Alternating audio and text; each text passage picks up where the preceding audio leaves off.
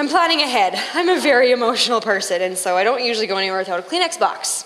So this is good. Kristen's focused today. As you've heard, my name is Kristen Zilkie, and I'm from Council, Saskatchewan. For those of you who don't know where that is, it's the extreme southwest corner of our province. It's about 2.25 hours from here, about an hour south of Maple Creek. That's usually a focal point most people know of. So that is where I am from, and I am the Director of Communications for Living Hope Ranch, which, for those of you who might not know or have never heard of it, we are a restoration home for adolescent girls. Some of you might be very familiar with Rock Solid Refuge, just outside of Shaunavon. We are essentially the same thing as them, but for girls.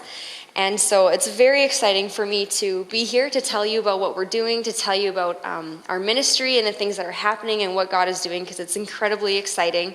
And thank you so much, first of all, for praying for us. It really warmed my heart, and that's why I'm so emotional. It's okay. Just to hear that, word is getting out that this is what we're doing, and have you guys pray. Jeepers. I can never get it together. But it really means a lot to us.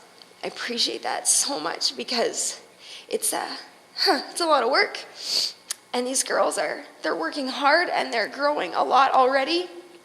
But your prayers are so appreciated and so cherished, because it's making a difference. So thank you for keeping us in mind and for already being on board for this. It always surprises me. I'm not sure why.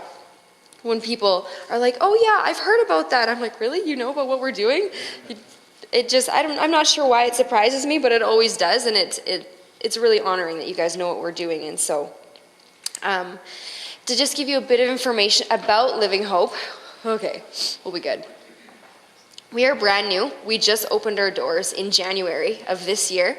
So we're just entering our 3rd month of operation. It's been a 2.5-year process in the making, getting off the ground and getting this open. But it's been incredibly exciting and a lot of work. But it's really cool to be here to share with you guys, because as I understand, you as a church are actually already partnered with us and supporting one of the girls that we have attending our program. So that is incredibly exciting, because this is only the 2nd church that I've been to speak at since we've actually been open.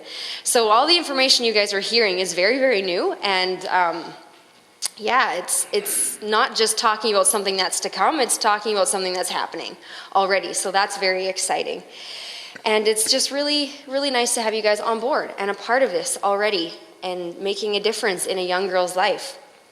Before I get into more depth about what's happening right now, just want to give you a bit of background information first about how this kind of came to be and where it started. So just really quickly, in 2012, I left my small town of Council, Saskatchewan, and I moved to Los Angeles, California, to do an internship at a place called the Dream Center.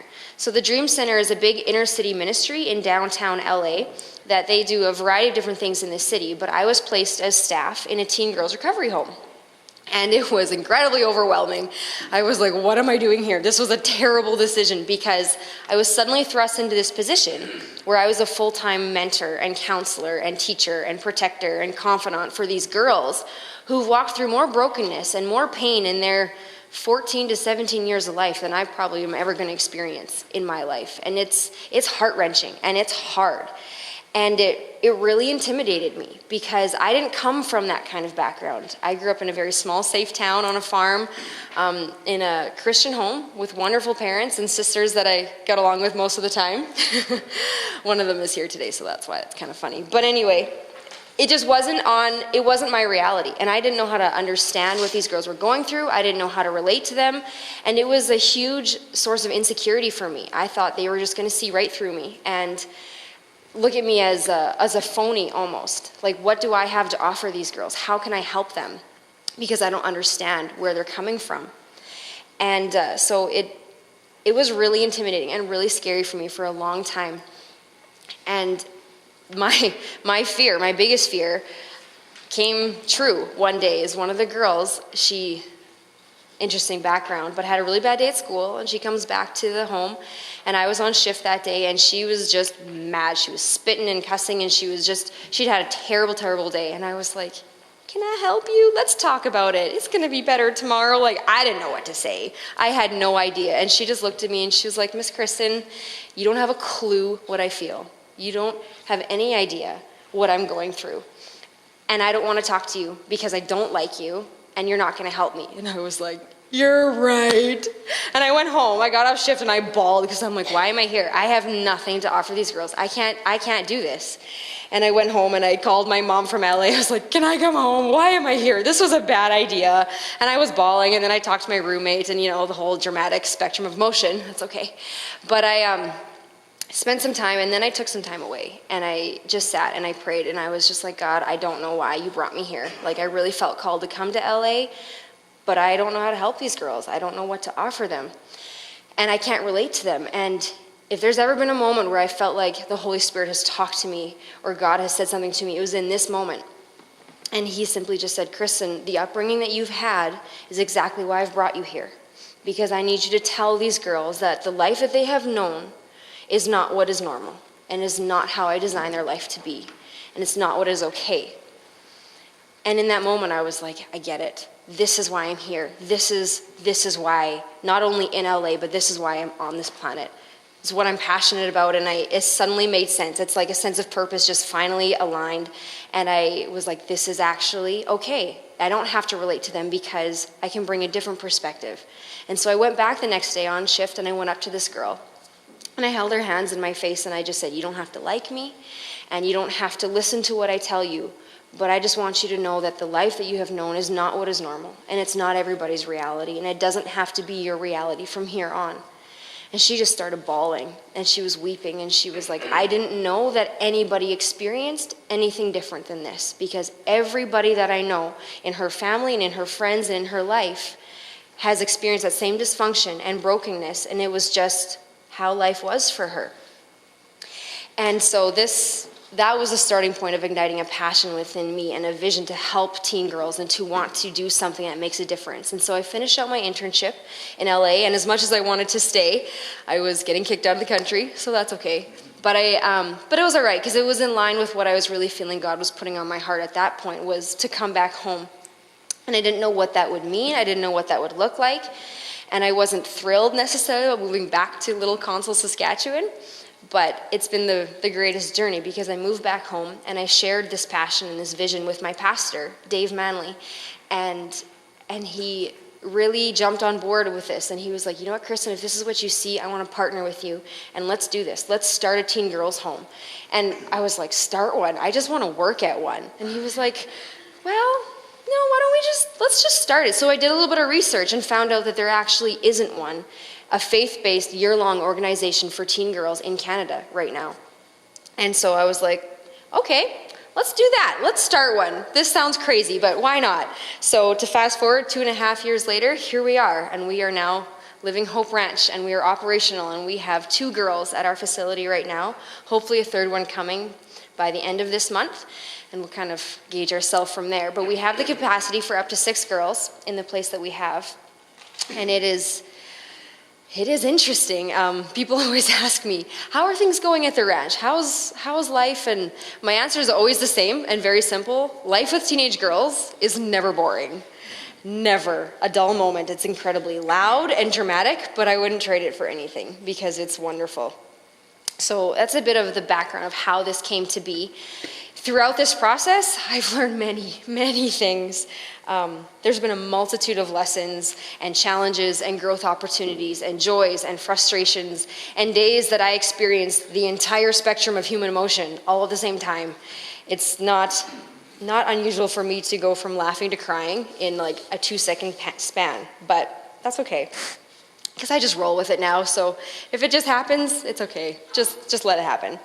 But in this process of things that I've learned and experienced and what God has taught me, nothing has stood out so clearly as the understanding that I hold now of how God's heart is all about redemption.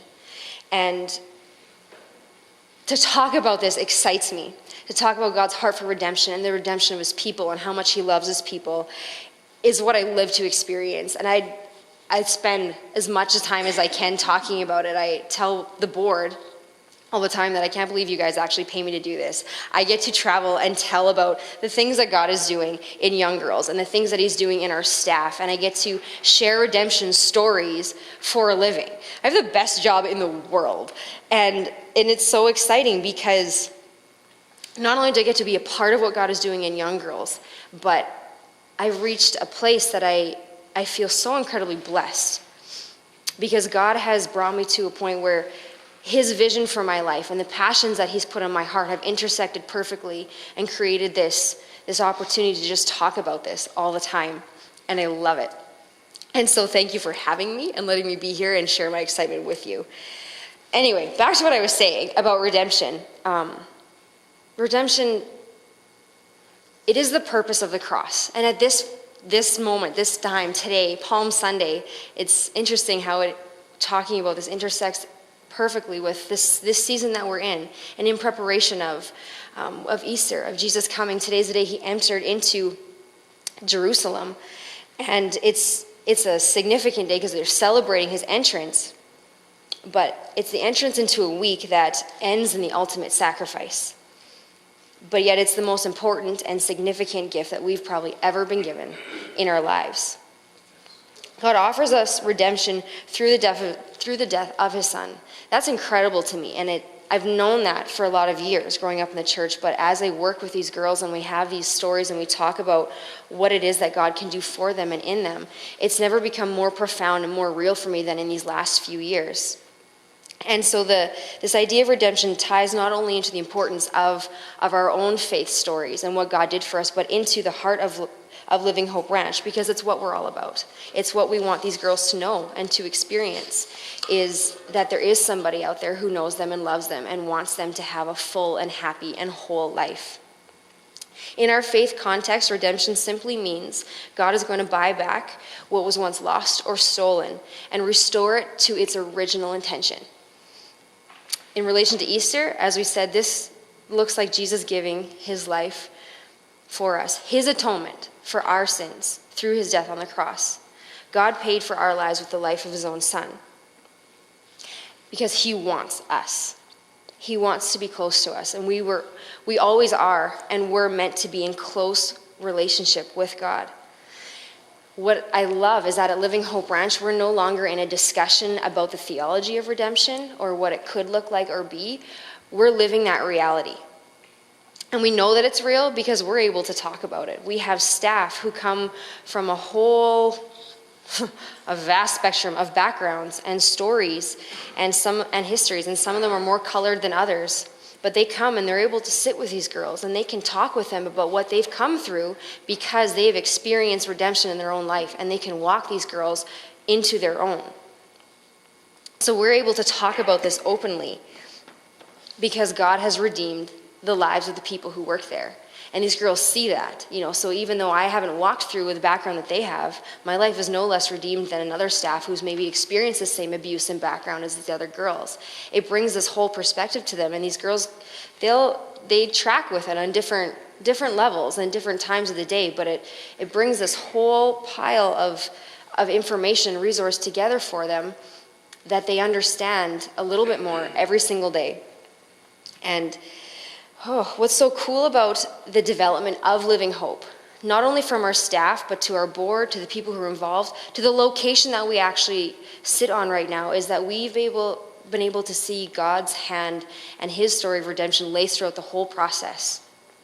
As I mentioned, our staff come from a variety of backgrounds, but a little interesting fact about the location we are. We're located at a place just south of Cypress Hills Park, about 6 miles. It's called Diamond Willow Retreat. I think there's some pictures up there at some point. It's a beautiful big Pine Lodge facility in the Cypress Hills area. What's interesting about this location specifically, though, is that the Cypress Hills itself has actually always been a place set aside for refuge and for safety.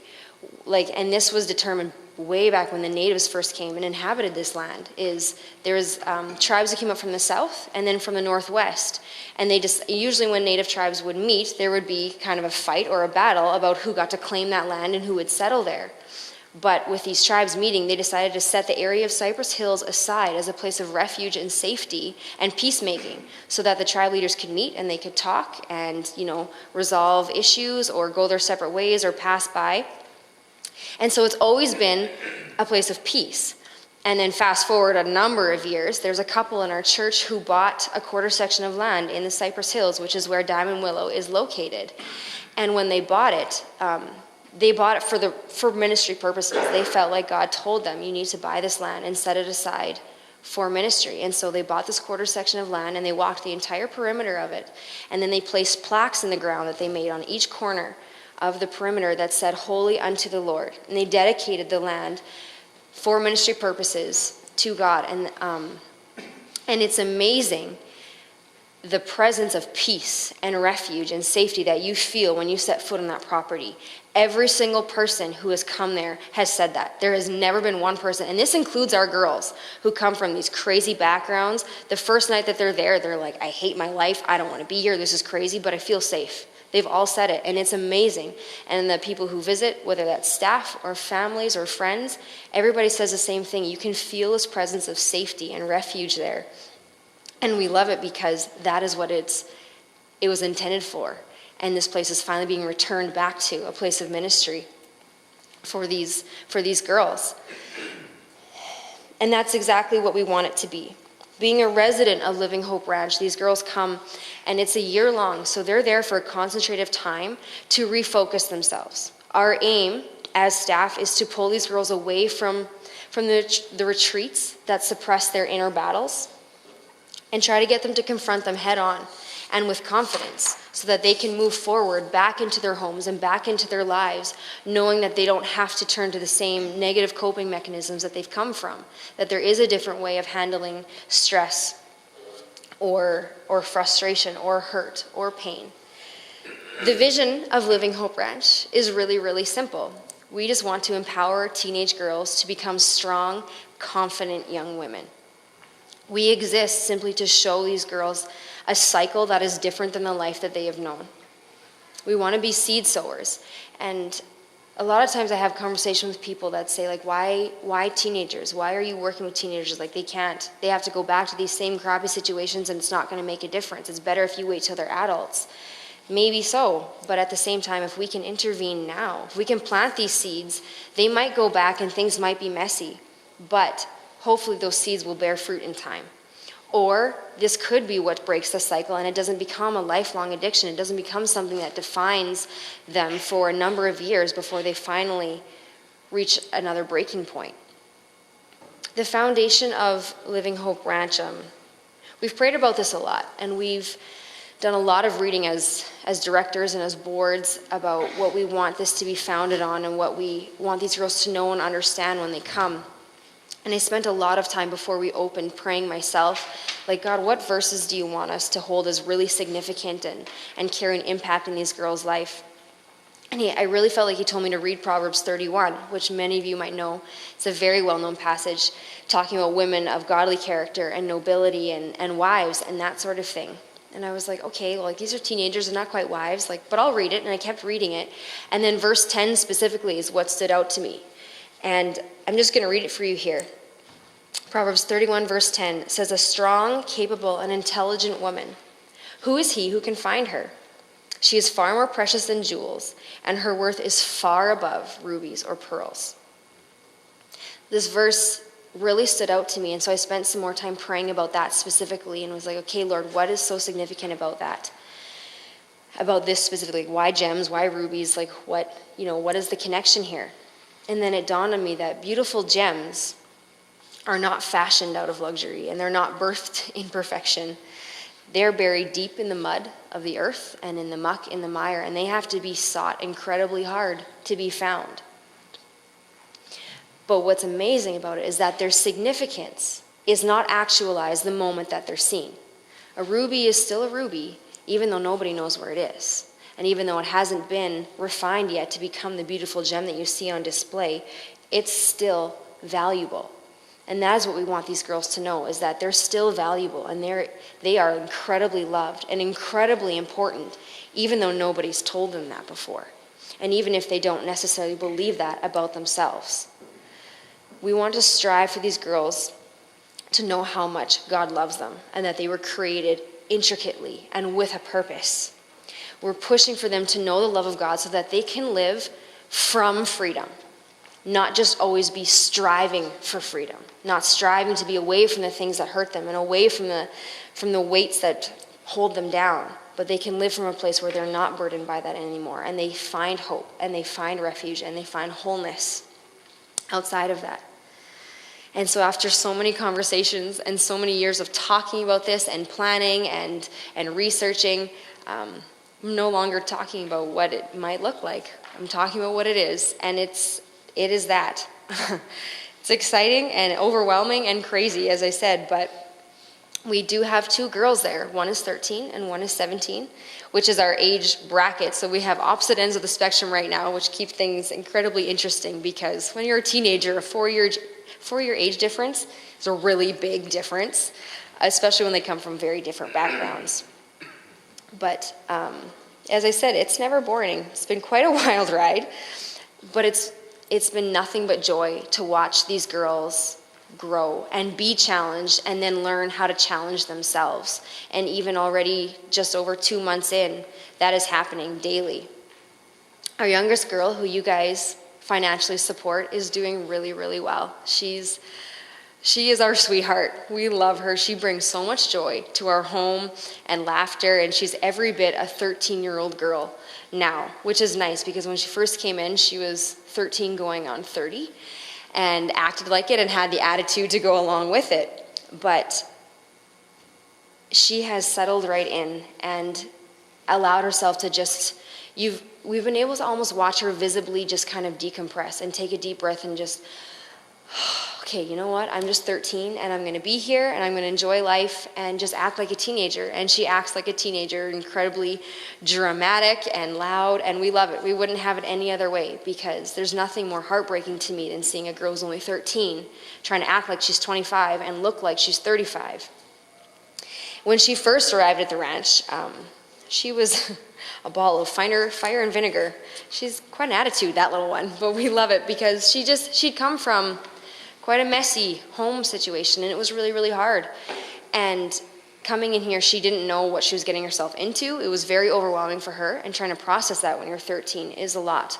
But she's settled out, like I said, and it only took 2 days from when she was dropped off for her to come to one of our staff and say, you know what, I'm really glad that I'm here.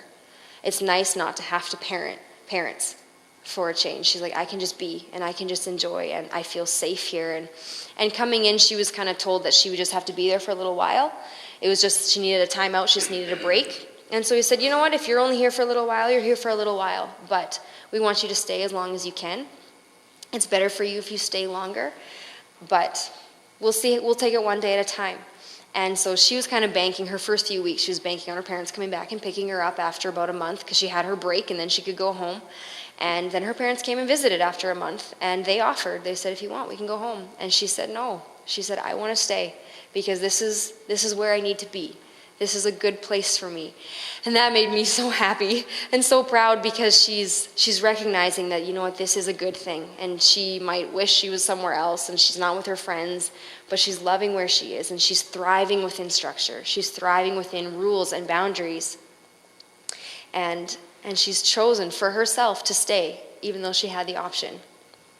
And our older girl, 17, she comes from a slightly harsher background and a few more years of traumatic life experience, unfortunately, so it's made her a little bit more jaded. But it's been quite a process with her. She's an interesting one, but we love her to death, and we've seen such significant growth in her while she's been there. When she first came in, because of her background and her life experience, which I can't really go into detail, but she actually couldn't associate or differentiate at all between her emotions. She didn't know what good emotions were from bad emotions. She just knows she was feeling things, and so many events have happened to her in her life that she would just keep stuffing them, and she stuffed them so much to the point that she doesn't feel anything. She's so numb, and then when something starts to trigger her emotions, she doesn't recognize what that is, and so she's turned to quite a number of harmful coping mechanisms to deal with that pain. And it's left her, because she shut down all of her emotions for so many years, it's left her in an extreme state of numbness, isolation, and pain that has bred a lot of helplessness, depression, and the desire to die, which she's tried a number of times to kill herself, unfortunately. And she's had her parent, and a number of doctors, as well as herself, tell her on numerous occasions that they would be surprised if she lived till her 18th birthday, because she's just so broken. The part that gets me is that on Wednesday, we celebrated her 18th birthday. And she's still here. And I was so overwhelmed at her birthday party, because we threw a huge birthday party. We celebrated her, and she was so overwhelmed. She's like, I don't understand what's happening. Why is there so many people? Why is everybody singing at me? Why is there presents? She's never had a birthday party. It hasn't been something celebrated. She has never been celebrated. And she was so overwhelmed with the fact that people showed up to want to celebrate her and honor her and give her presents.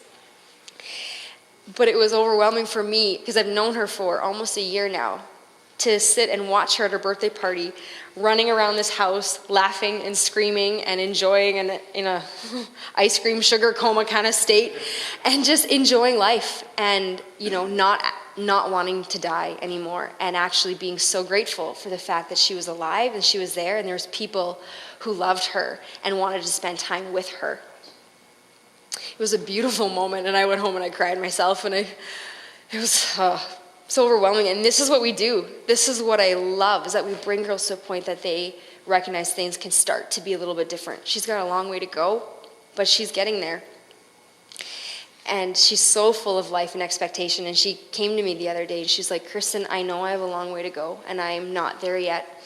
And I have a lot of learning to do. But she said, if I can get there, if I can get through this brokenness, I want to help people.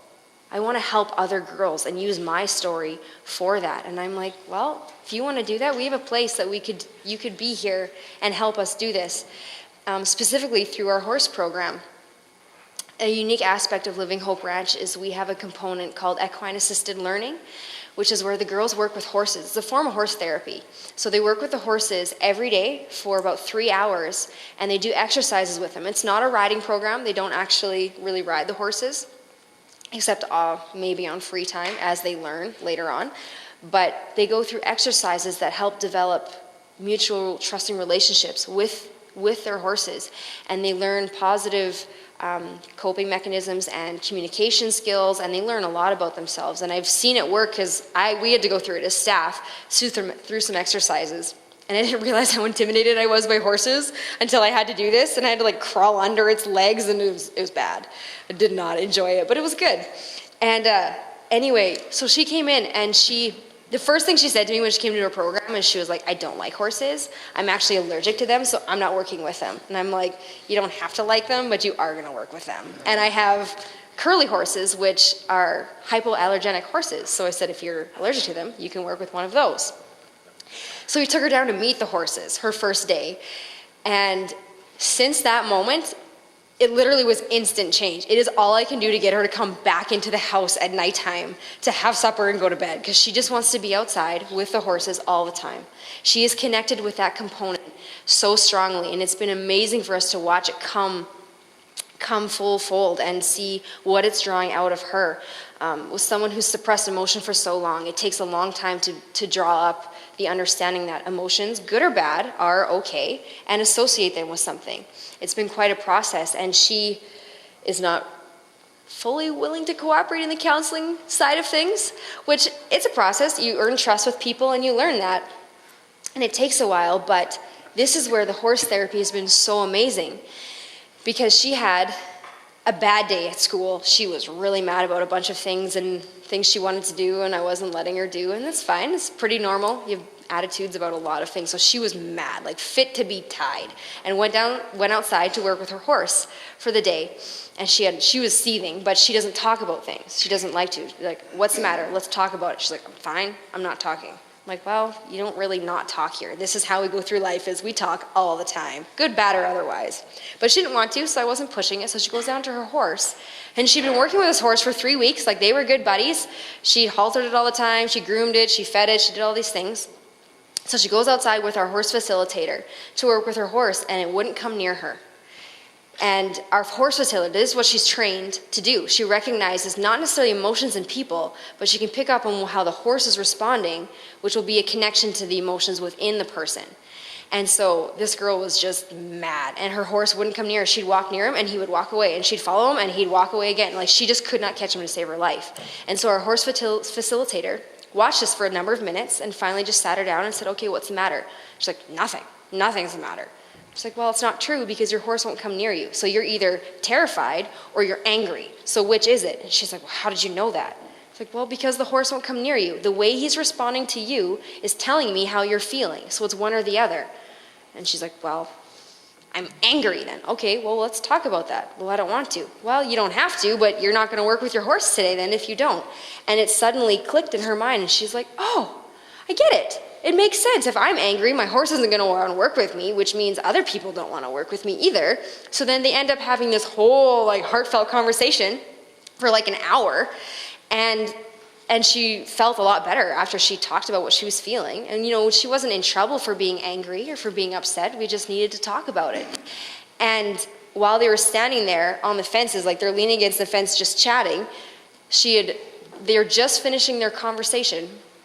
And she was feeling better and was like, okay, this was all right. I know I'm angry, but I'll deal with my attitude, and it's fine. She turned around, her horse was right there. He had come right back up to her and was like, okay, let's play. We'll do something. She put a halter on him, and they went about their day. And they did what they did.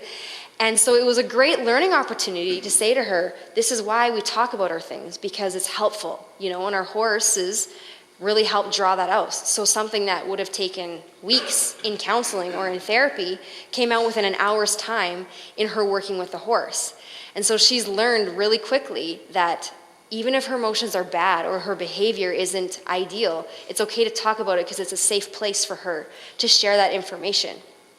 And it's been really neat to watch her engage with that and teach our new resident, because she was the first one there, so teach our new girl how that works. And she's just taken total ownership of her horses and that program. And because she is now 18, she's a very unique candidate because she has the opportunity to choose for herself when she graduates what she wants to do. If she wants to stay and become, maybe do a bit of an internship or work with her horses, we could probably find a place for her. And she doesn't have to go, back home. And so we're really working closely with her to see what she wants to do. But in the meantime, it's more the conversation we have to get through right now. You need to stick this out, and it's not pretty and it's not fun all the time.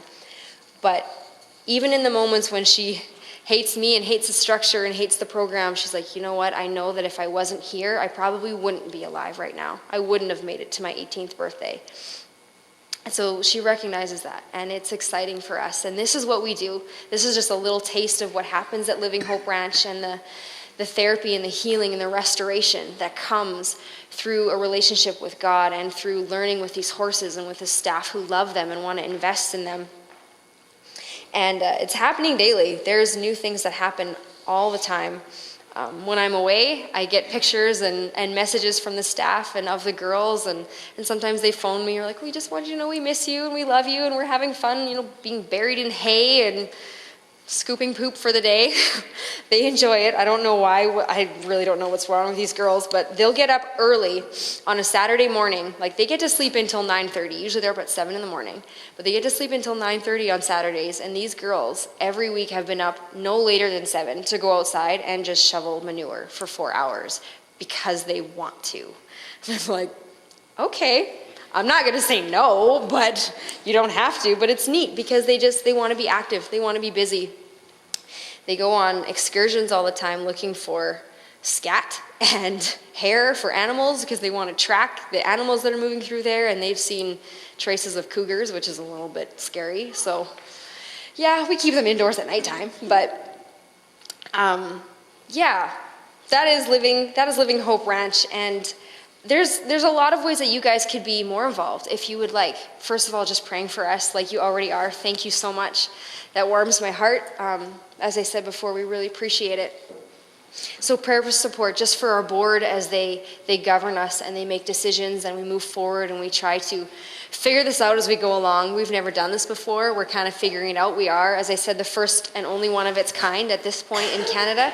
So we're working very closely with Rock Solid, and they have been absolutely instrumental in our startup, and we really appreciate that from them. They're incredible. But prayer for our board, for our staff, for our residents, new ones to come, and the girls who are already there, as well as just prayer for our financial needs. It is quite a process and quite a lot of money to operate something like this, but it's good and God has provided, but prayer for that is always appreciated. Another way that you could be involved is you could partner with us financially. We, of course, take any donations. We've applied for charitable status on our own. It's still pending because it's quite a process with the Government of Canada, but that's okay. But it's coming. We're hoping to hear within the next 3 months maximum that we'll have our own status. We've heard that they're processing it, and that is good. But also we're looking at, I do know that your church partners with Miller, I think, a little bit, or at least supports Miller Bible College and some students they have out there, which I've been meeting with some Miller reps about setting up an internship program for people in their programs to come and do work as staff at Living Hope. I have some representatives from there coming on Tuesday, actually, to the ranch to look around, and there's the potential of someone coming in September. So if that's something you guys wanted to partner, you could support someone in that way, because our internships are not full paid positions, so they would be needing financial support in some way. So that's something you could keep in mind or talk to those that you know who attend Miller. But we are set up for monthly donations online, if that's something you guys wanted to look into, or one-time donations. I can talk to you more about that later. I have a bunch of brochures and cards and things like that at the back that I would love for you to take home. I'll leave a bunch here for sure, or I can just talk to you. I would love to have a little chat with anybody who wants to ask more questions, or I can give you more information about what's happening. But it's really exciting to bring you up to date on what is going on. And I have a sign-up sheet at the back as well, actually, that if you wanted to put your name or your email, we can send you our monthly newsletter, either through paper or via email, about what's happening, what our needs are, our donations, progress of the girls, new things happening, that kind of thing. So if you would love to be a part of that, please put your name and stuff on that piece of paper. We'd love to have you involved and keep you up to date. And just again, thank you for partnering with us and being a part of this process and this ministry and supporting a girl in being there. It's going well, she is doing well, and it means a lot to us and to her that you are there. We talk about that. We make sure the girls know all the time that there's people who pray for them and there's people who support them to pay for this, because it does cost money for them to be there. And it means a lot to them. Our young girl herself, she just said, I can't believe people actually pay for me to be here.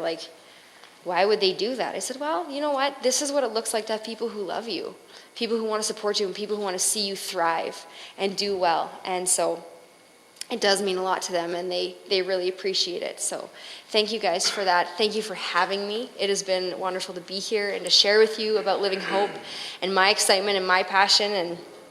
And again, if you'd like to talk to me some more afterwards, I would love to visit with you. So thank you.